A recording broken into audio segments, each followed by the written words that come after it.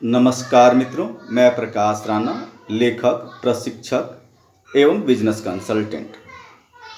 और आज हम लोग बात करेंगे गैर सरकारी संगठन एनजीओ और एनपीओ के बारे में।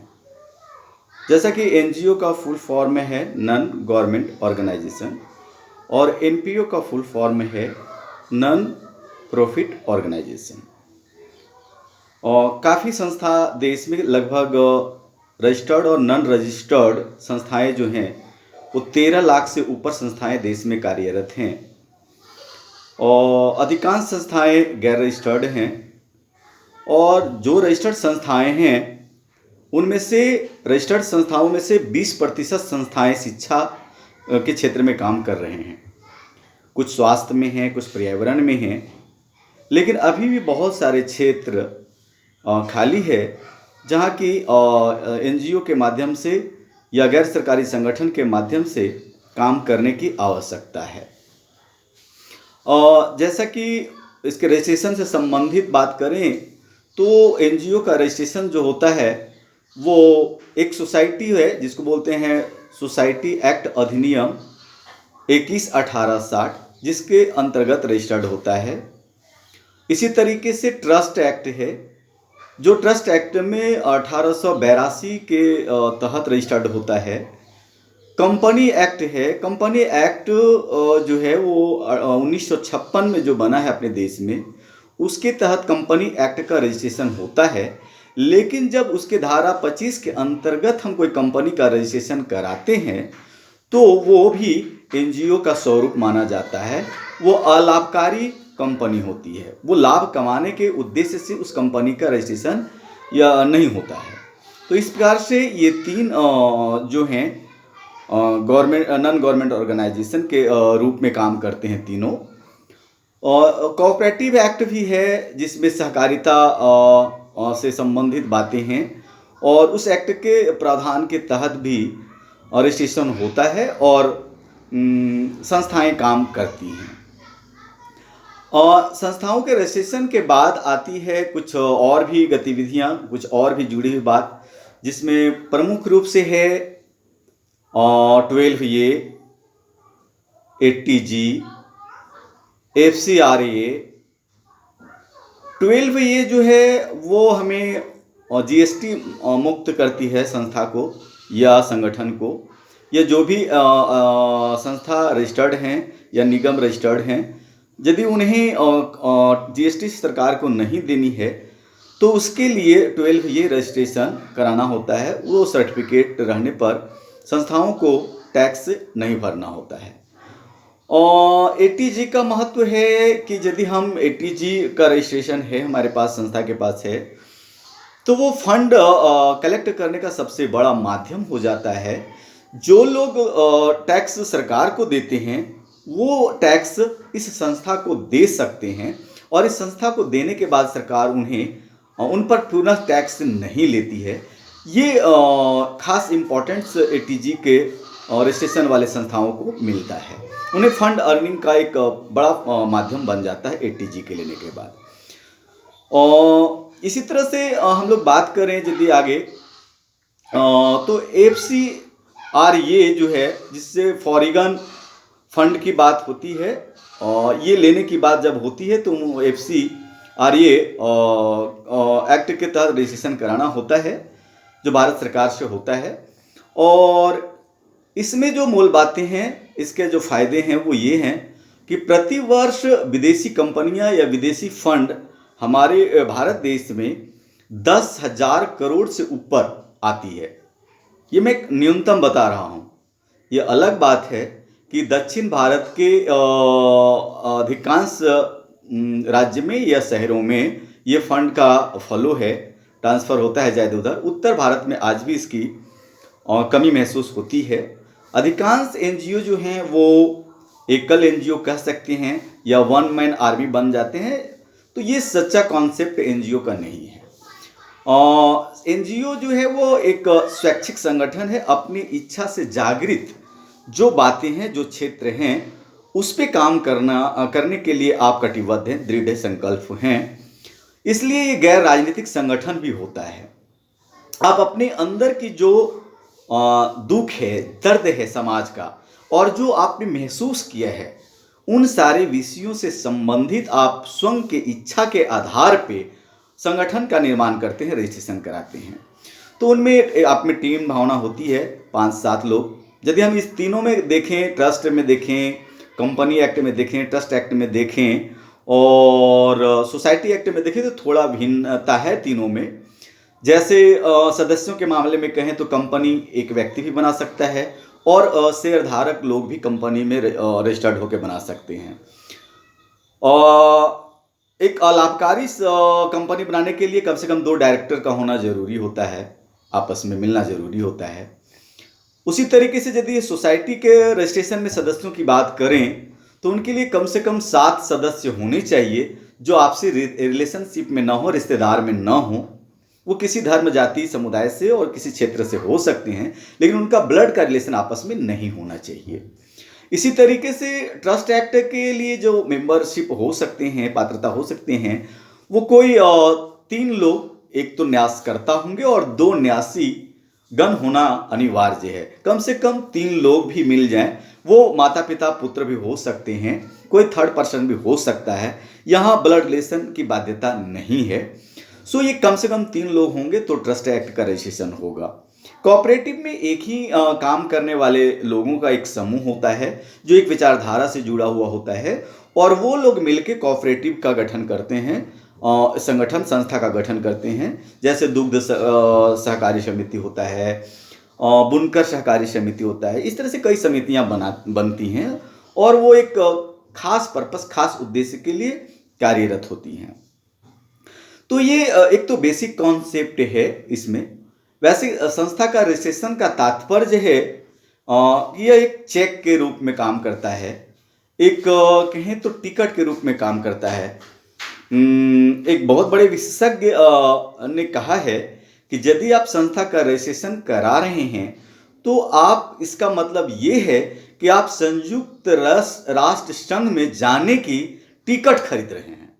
तात्पर्य यह है, कहने का तात्पर्य यहाँ यह है, यह मतलब यह है कि कोई संस्था जब एक लंबे विजन के साथ, लंबे क्षेत्र के साथ, लंबे दूरदर्शिता के आधार पर रजिस्ट्रेशन कराता है और अपनी गतिविधि शुरू करता है, कार्य अपनाता है, कार्य योजना बनाता है, तो वो लोगों को ज़्यादा लाभ दे पाता है और वो संस्थाएं लंबे समय तक टिक पाती हैं, लंबे समय तक चल पाती हैं।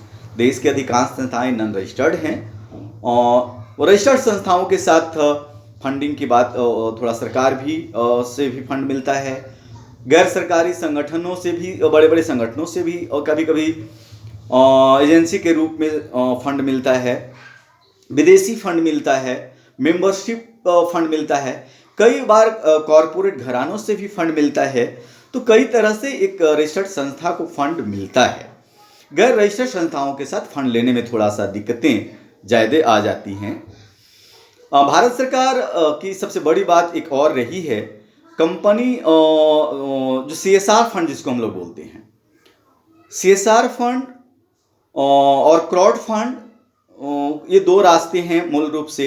एक संस्था को स्व आय वाला संस्था बनने के लिए या अपने आमदनी के आधार पर संस्था को चलाने के लिए ये बड़ी चुनौती हो जाती है संस्थाओं के पास फंड का ना होना। तो ये जब फंडिंग की जो मुहैया कराना या सुविधा उपलब्ध कराने का जो सबसे बड़ा अभी भारत सरकार ने एक बड़ा कदम उठाया है, जिसको बोलते हैं CSR फंड या CSR एक्ट के अंतर्गत, जो 2013-14 में बना था, 13 में बना था। और ये पूरे वर्ल्ड में, ये भारत एक ऐसा देश है जहां CSR फंड की व्यवस्था की गई है। उस पर एक्ट बने 1913 में। 1920 में इसमें संशोधन भी हुआ है और कोरोना काल में भी इसमें कई संशोधन होके अब CSR फंड में थोड़ी सी विस्तार किया गया है। उसमें एक CSR के जो सेक्टर हैं वो ये समझ लीजिए कि बहुत सारे सेक्टर हैं, कोई ऐसा सेक्टर नहीं खाली है जहाँ से CSR फंड से काम नहीं हो सकता है। CSR फंड लेने के लिए 3-4 बातों का होना जरूरी है। एक तो संस्था रजिस्टर्ड हो, इसके लिए जरूरी नहीं कि FCR हो उसके पास, इसके लिए जरूरी नहीं कि उसके पास 12A हो, इसके लिए जरूरी नहीं है कि वो ATG ही कराया हो। कोई भी रजिस्टर्ड संस्था CSR फंड ले सकती हैं। और जो इसमें इसके जो CSR फंड जो देते हैं निगमित कंपनियां जो होती हैं, ज़्यादा कॉरपोरेट घराना जिसको हम लोग बोलते हैं, उनसे CSR फंड मिलता है मुख्य रूप से। और वो क्षेत्रीय स्तर पे जो उनकी सोशल रेस्पॉन्सिबिलिटी है, सामाजिक जो दायित्व है, जहाँ कंपनी चला रहे हैं जो लोग या कॉरपोरेट घराने के लोग जहाँ से लाभ ले रहे हैं, हमारे पर्यावरण से, कच्चे माल के रूप में, स्थल के रूप में, जल के रूप में, वायु के रूप में, तो उन सारे रिसोर्स के उपयोग के बदले में सरकार ने एक्ट बनाया है कि कम से कम उनके आमदनी का 2% हिस्सा जो है, राशि जो है, वो CSR फंड के रूप में उन्हें खर्च करने का प्रावधान किया गया है। जिसमें बात करें तो इसके लिए जो शर्त है कंपनियों के लिए, वो है कि कम से कम उनके पास 500 करोड़ रुपये का उनका नेटवर्क होना चाहिए। एक शर्त तो ये है। दूसरी शर्त है कि कम से कम 1000 करोड़ रुपये का उसका टर्नओवर हो सालाना, तो वो भी कंपनी CSR फंड के लिए एलिजिबल होती है, उनको फंड देना होता है। या तीसरा जो कंडीशन है कि कम से कम 5 करोड़ रुपया शुद्ध लाभ कोई कंपनी, कोई निगम अर्जित कर रही है, तो वो CSR फंड अपने आय का CSR फंड का लाभ का 2% राशि वो खर्च करेगा। मतलब इस तरह से 3 कंडीशन है कि किसी निगम का या किसी कॉरपोरेट घराने का या कंपनी का यदि नेटवर्क 1 साल का 500 करोड़ है तो भी एलिजिबल है, या 1000 टर्नओवर है प्रतिवर्ष तो भी एलिजिबल है, या 5 करोड़ रुपये शुद्ध वो इनकम कर रही है, लाभ कमा रही है, तो भी वो एलिजिबल है, कोई भी कंपनी। सो ये देखना होता है इस फंड लेने के लिए। इसमें सबसे बड़ी बात है कि यदि ये 3 साल तक का जो औसतन इनके आय हैं, उसके आधार पे ये गणना किया जाता है। 3 साल तक यदि ये फंड नहीं देते हैं, खर्च नहीं करते हैं उस क्षेत्र में, उस एरिया में, तो वो स्वतः प्रधानमंत्री राहत कोष में चला जाता है या केंद्रीय स्तर की कोई अकाउंट में, सरकारी अकाउंट में वो फंड ट्रांसफ़र हो जाता है स्वतः। और इसके लिए यदि वो खर्च नहीं करती हैं और पैसा नहीं देती हैं फंड में, तो जो CSR कंपनी अधिनियम 2019 में जो बना है, उसमें CSR फंड को लेकर कठोर कदम उठाए गए हैं, जिसमें उन्हें 50,000 से लेके 25 लाख रुपये तक का दंड का प्रावधान किया गया है।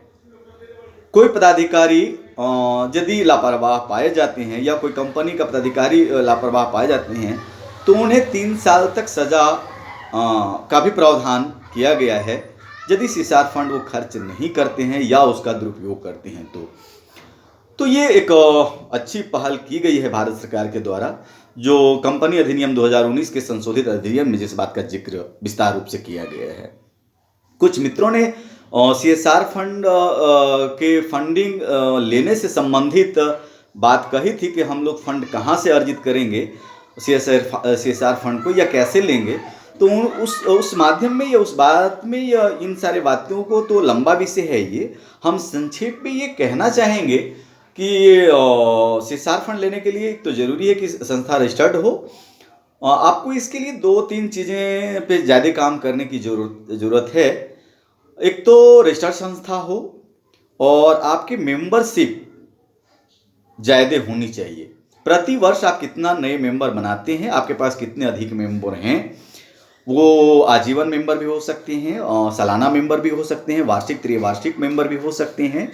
तो एक सदस्यों की संख्या निरंतर आपकी बढ़ती रहनी चाहिए। ये जो CSR फंड देने वाले लोग होते हैं, वो ये इन बात का मुआयना करते हैं मुख्य रूप से। साथ में वो देखते हैं कि आप कितने एक्टिव हैं। मूल रूप से CSR फंड चूँकि कॉर्पोरेट घराने से लेना होता है, तो मेरा एक सजेशन होगा कि आप एक PR बिल्ड करें उनके साथ, CSR कंपनियों के साथ, या जो फंड देने के योग्य जो पात्रता रखती हैं उन निगमों के साथ, उन कारपोरेट घरानों के साथ आपका पर्सनल रिलेशन बिल्ड होना चाहिए, जिसको हम लोग पीएआर कहते हैं। तो पर्सनल रिलेशन बिल्ड कीजिए, आप कोई कार्यक्रम कीजिए, कोई एक्टिविटी कीजिए, और जो सीएसआर फंड के मैनेजर्स हैं या उनके एक्सपर्ट हैं उनको इनवाइट कीजिए। तो ये सबसे अच्छा और सरल तरीका है सीएसआर फंड लेने के लिए। वैसे आप सीएसआर फंड की कई से फंडिंग एजेंसियां हैं, आप उनसे भी संपर्क स्थापित कर सकते हैं। राष्ट्रीय स्तर की एजेंसियां हैं, अंतर्राष्ट्रीय स्तर की एजेंसियां हैं, तो उन सारे लोगों से फंड ले सकते हैं। आप अपने मेंबरशिप हैं बना सकते हैं, जो सदस्यता हमारी बात की अभियान चलाएंगे उसके तहत भी फंड आप जनरेट कर पाएंगे। कुछ सेवाएं आप दे पाएँ लोगों को, समुदाय को, कम्युनिटी को, तो सेवा के बदले में सेवा शुल्क ले सकते हैं और वहाँ से आप अपनी संस्था के लिए आय अर्जन कर सकते हैं। तो ये छोटी छोटी बात हैं। कॉरपोरेट घराने के फंड के बाद आप क्राउड फंडिंग भी कर सकते हैं। क्राउड फंडिंग, जिसको दानदाता के रूप में जिसको हम लोग कहते हैं, चंदा कह सकते हैं दूसरे शब्दों में लेना। तो आप जो सक्षम जिस रूप में हैं उस रूप में आप उनसे चंदा ले सकते हैं और अपनी संस्था को एक स्व आय निर्मित संस्था बना सकते हैं, स्वावलंबी संस्था बना सकते हैं। धीरे धीरे आपका विस्तार होता जाएगा और आपके साथ खुद फंडिंग एजेंसियां चल के आएंगी। ज़रूरी है कि आप विजन और मिशन के साथ काम करें, अपने लीडरशिप गुण को आप बनाए रखें, लोक कल्याणकारी भावना के साथ काम करें, थोड़ी पारदर्शिता बनाए रखें, तो संस्था को हाईलाइटेड होने में, चमकने में देरी नहीं होता है। निश्चित रूप से कोई संस्था जो है वो तभी बड़े राशि या बड़े टर्नओवर कर पाता है जब वो लोगों के हित के मुद्दे उठाता है, नए इनोवेशन करता है। इसमें प्रबंधन के क्षेत्र में, डेवलपमेंट के क्षेत्र में, टेक्नोलॉजी के क्षेत्र में कई एक्सपर्ट की ज़रूरत पड़ती है। उनके साथ भी एक अच्छा तालमेल और कोऑर्डिनेशन बनाने की ज़रूरत होती है। देश में कई संस्थाएं हैं जो इस पे काम कर रही हैं और आप भी उससे जुड़ के, उनसे मिल के काम कर सकते हैं। वैसे काफ़ी वीडियो इस विषय पे यूट्यूब पे मिल जाते हैं, काफ़ी वीडियो बना हुआ है, तो मैं इस पे ज़्यादा कुछ न बोलना चाहूँगा। लेकिन ये 2-4 टिप्स, 2-4 विषय हैं जो शायद आपको काम आ जाए। मैं एक बात और कहूँगा कि जो सीएसआर फंडिंग एजेंसियां हैं, आप उनको शुरू में ही टोटल डॉक्यूमेंट्स न भेजें, उनको बेसिक बातें लिख के भेजें। 2 से 3 पन्ने का वो आप एक आवेदन बनाएं। कोई ज़रूरी नहीं कि पूरा ऑडिट रिपोर्ट, पूरा टर्नओवर, पूरा हिस्ट्री आप लिख के दें। आपका विज़न क्या है, मिशन क्या है और आप किस प्रोजेक्ट के तहत सीएसआर फंड लेना चाहते हैं, वो सीएसआर फंडिंग एजेंसी को उसी विषय पे फोकस करें। मैक्सिमम 3 से 4 पेज का आप आवेदन उन्हें पहले दें। जब वो मांग करें तो फिर ज़्यादा अपनी डिटेल्स भेजें। शुरू में पर्सनल रिलेशन बनाते समय या शुरू में आप अप्लाई करें किसी संस्था के पास या किसी कॉरपोरेट घराने के पास या किसी निगम को, तो इस बात का ख्याल जरूर रखें। एक तो शॉर्ट फॉर्म भेजें, शॉर्ट आवेदन बनाएं, मतलब अपनी कार्य योजना का और प्लानिंग का। और दूसरी बात, पर्सनल रिलेशन बिल्ड करें, उन्हें आमंत्रित करें अपने किसी कार्यक्रम में। और मेंबरशिप आप अपना प्रति वर्ष बढ़ाते रहें। बहुत सारी फिर बातें टीजी 12A या FCR, ये सारे इसमें इतनी महत्वपूर्ण विषय नहीं है। एक ये सारे विषय होना, इन सारे रजिस्ट्रेशनों का होना आपके संस्था को एक मजबूत आधार देता है। लेकिन कॉरपोरेट जगत से फंड लेने के लिए इन सारी चीज़ों या इन सारे डॉक्यूमेंट्स की उतनी आवश्यकता नहीं है। ये निर्भर करता है वहाँ के आपके टर्नओवर पे कि कितना का बड़ा प्रोजेक्ट बना के उनसे मांग कर रहे हैं, किस तरह का सहयोग आप सीएसआर फंड के लिए आवेदन बना रहे हैं, कार्य योजना आपका क्या है, इसके आधार पे ये मूल रूप से निर्भर करता है। आई होप ये एक ऑल ओवर छोटी सी वीडियो आपको पसंद आएगा और इससे आपकी एक समझ विकसित होगी और आप एक मजबूत और विजनेबल संस्था बना पाएंगे, फाउंडेशन अपना खड़ा कर पाएंगे। और जहाँ तक हमने बात की, जिले लेवल से शुरू करके आप राज्य स्तर पे, राज्य स्तर पे, राष्ट्र स्तर पे, अंतर्राष्ट्रीय स्तर पे, और अब तो संयुक्त राष्ट्र संघ में इसकी एक बहुत बड़ी अपॉर्चुनिटी भी है अलग अलग क्षेत्रों में काम करने के लिए। तो आप उस दिशा में आगे बढ़ सकते हैं। और धन्यवाद।